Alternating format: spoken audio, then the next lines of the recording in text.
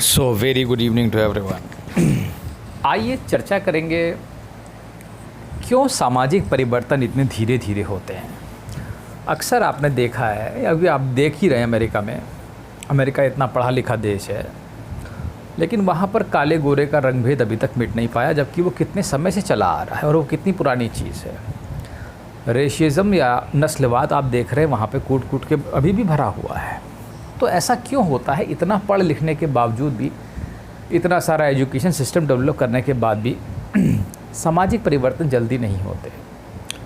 ठीक है, अब देखिए ऐसा क्यों होता है। जैसे हमारे ही देश में ले लीजिए, भारत में भी कई सारी दिक्कतें हैं, जैसे अब धीरे धीरे करके ख़त्म हो रही हैं। वो धर्म, जाति, इन सब से संबंधित समस्याएं हैं, वो सामाजिक समस्याएं हैं। ठीक है, पहले पूर्व काल में भी हमारे यहाँ समस्याएं रह चुकी हैं, जैसे विधवा विवाह, बाल विवाह, ठीक है, या सती प्रथा। आपने देखा होगा, इन सब प्रथाओं को दूर करने में समय लगा। और राजा राम मोहन रॉय, ईश्वर चंद्र विद्यासागर या डॉक्टर भीमराव अंबेडकर जी की तारीफ़ करनी होगी इस मामले में, या इनको जितना भी महान कहा जाए कम है। क्योंकि अगर आप बिना किसी सुपर नेचुरल पावर के अगर आप समाज में परिवर्तन ला पाते हैं तो ये बहुत बड़ी चीज़ है, मैं आपको बता रहा हूँ। क्योंकि इसमें आपको अपना पूरा जीवन, अपनी ऊर्जा और समय सब कुछ खपाना है, एक चीज़। और दूसरी चीज़, समाज को बदलना, उनकी सोच को बदलना एक बहुत ही बड़ी चीज़ है। तो अगर ये लोगों को जागरूक कर पाए, उस समय के हिसाब से आप सोचिए, जब राजा राम मोहन रॉय को काल में और जब आज ऐसी हालत है, तो उस ज़माने में क्या हालत रही होगी हमारे समाज की। ठीक है, आज तो हम फिर भी इतना सब चीज़ें बहुत बदल गई और चीज़ें आसान भी हो गई और बहुत तेज़ी से बदल रही है। तो आखिर ये सामाजिक परिवर्तन इतने धीरे क्यों होते हैं? इसमें हर चीज़ को बदलने में 300, 400, 500 साल क्यों लगते हैं? और कई तो हज़ारों सालों से चली आ रही हैं, वो चीज़ें बदल ही नहीं पा रही। देखिए, इसका कारण है माइंड। ठीक है, आप थे, आपका एक बच्चा था छोटा सा, ठीक है, आप बड़े थे, आपकी उम्र मान लीजिए, आपकी शादी हुई, आपकी उम्र मान लीजिए 25 साल, 20 साल, जो जिस साल में भी आपकी शादी हुई, मान लीजिए 25 साल में आपकी शादी हुई। आपका एक बेटा है, अब हुआ है, मान लीजिए थोड़ा बड़ा हुआ, आप 30 साल के हैं, उसने सुना आपके मुंह से। ठीक है, मान लीजिए अमेरिका की बात कर ले तो उसने हो सकता है सुना हो कुछ काला गोरा के बारे में, ये काले ऐसे होते हैं, ये ऐसे होते हैं। तो होता क्या है कि ये चीज़ जा कर के जो भी कुछ आप उल्टा सीधा बोलेंगे दूसरों के बारे में, धर्म या जाति संबंधित या किसी भी चीज़ से संबंधित, वो उस छोटे बच्चे के सबकॉन्शियस माइंड में जाके बैठ जाएगी। ठीक है, और धीरे धीरे करके अगर वो बात ज़्यादा सुनेगा तो वो भी वैसा ही हो जाएगा, उसका माइंड भी, वो सोच, उसकी इमेज में एक, उसके दिमाग में एक इमेज बन जाएगा कि ये चीज़ तो ऐसी ही होती है साहब, ये ऐसे ही हैं ये लोग, या ये चीज़ ऐसी ही है। ठीक है, फिर जब वो असली समाज में आएगा, अगर वैसा नहीं भी होगा तो भी उसके लिए वो चीज़ वैसी ही है। उसके माइंड के अंदर वो कैद हो गया उस पिंजड़े में, उसका माइंड फ्रेम जो है वो उसमें बंध गया। अब वो नहीं बदल सकता, क्योंकि वो छोटेपन से ये चीज़ सुनता आता है, इसलिए नहीं बदल सकता। वो आगे जा कर के वो चीज़ रिजिड हो जाएगी, वो संकल्प बन जाएगा माइंड के अंदर। ठीक है, और वो बैठा रहेगा।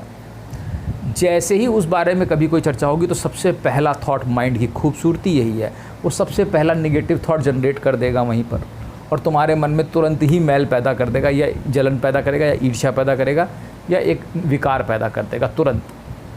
यही माइंड की खूबसूरती है, और इसी से माया इतनी प्रभावी है, क्योंकि वो जो विचार तुम्हारे अंदर दब के बैठा था वो तुरंत बाहर निकलेगा जैसे ही इस बारे में चर्चा होगी, और तुम बिल्कुल सजग हो जाओगे, और वो विकार तुरंत अपने आप को प्रकट करेगा वहाँ पर, क्योंकि वो तुमने सजाया, वो तुम्हें सुनाया गया है और सजाया गया है तुम्हारे अंदर। इसीलिए इसी कारण से सामाजिक परिवर्तन जो हैं वो इतने धीमी गति से होते हैं। ठीक है, और इसीलिए वो जल्दी जाते नहीं हैं, क्योंकि वो सबकॉन्शियस माइंड में बैठे होते हैं। ठीक है, और जैसे ही मौका मिलता है तुरंत बाहर निकलते हैं, और फैलाव इनका इसीलिए तेज़ी से होता है, क्योंकि वो एक भय के रूप में भी बैठे होते हैं, वो कई रूपों में बैठ सकते हैं। ठीक है, कि हमें कोई मार सकता है, ये हो सकता है, वो हो सकता है, हमें खतरा है, तो there are many things. Okay, तो इसलिए सामाजिक परिवर्तन धीरे धीरे होते हैं। और इसको एक दूसरे रूप से भी देख सकते हो, तो चूँकि हमारी लाइफ 100 साल की है, ठीक है, लेकिन जो बनाने वाला है उसके लिए टाइम की गति दूसरे तरीके से है। इसका एक पहलू ये भी है। तो तुम्हारे लिए वो 100 साल बहुत हैं, तुम 80 साल जी रहे हो, लेकिन उसके लिए जो टाइम पीरियड है 300-400 साल, वो कुछ नहीं है बनाने वाले के लिए। ये भी तो एक फ़र्क सोचो। एक सती प्रथा चल रही है, जो बनाने वाला है, जिसने इसको माइंड को इसको क्रिएट किया कि किसी प्रथा को, उसके लिए क्या है, वो कहेगा ये टाइम 300-400 साल तो मेरे लिए कुछ होती ही नहीं है, ये तो ऐसे बीत जाएंगे, तो उसके लिए तो ये कुछ भी नहीं है। लेकिन जो उसको फेस करते हैं हम लोग समाज में, जो उसके अनुभव, बुरे अनुभव, उनके लिए वो चीज़ लंबी हो जाती है, लेकिन वहाँ पर उसका इफ़ेक्ट कुछ नहीं है, क्योंकि उसके लिए टाइम जो टाइम जो है उसके लिए उसको कोई मतलब नहीं है, वो बहुत तेज़ी से उसके लिए गुजर रहा है। पता लगा इतने सेकंड्स में तो इतने सारे साल भी गुजर गए उसके, ठीक है। तो एक कारण ये भी हो सकता है कि उसके लिए हर चीज़ इनसिग्निफिकेंट है टाइम के लिए, इसलिए अगर कोई चीज़ होती भी है तो उससे फ़र्क नहीं पड़ता, ठीक है, क्योंकि उसका टाइम पीरियड नापने का तरीका अलग है। और वो ब्रह्मा का 1 साल और इतना साल उसका एक अलग सिस्टम बना रखा है उसने, लेकिन हमारे लिए वो चीज़ मायने वाली है, ठीक है। तो मुझे लगता है यही 2 मुख्य कारण हैं कि जनरेशन से जनरेशन में ट्रांसफ़र किसी चीज़ का, किसी बुरे विचार का, या किसी थॉट का, या किसी आप कह सकते हैं प्रोसेस का, या किसी चीज़ का, और दूसरा समय का इसको देखने का नज़रिया। ये 2 चीज़ें डिसाइड कर रही हैं कि सामाजिक परिवर्तन स्लो हो रहे हैं, ठीक है।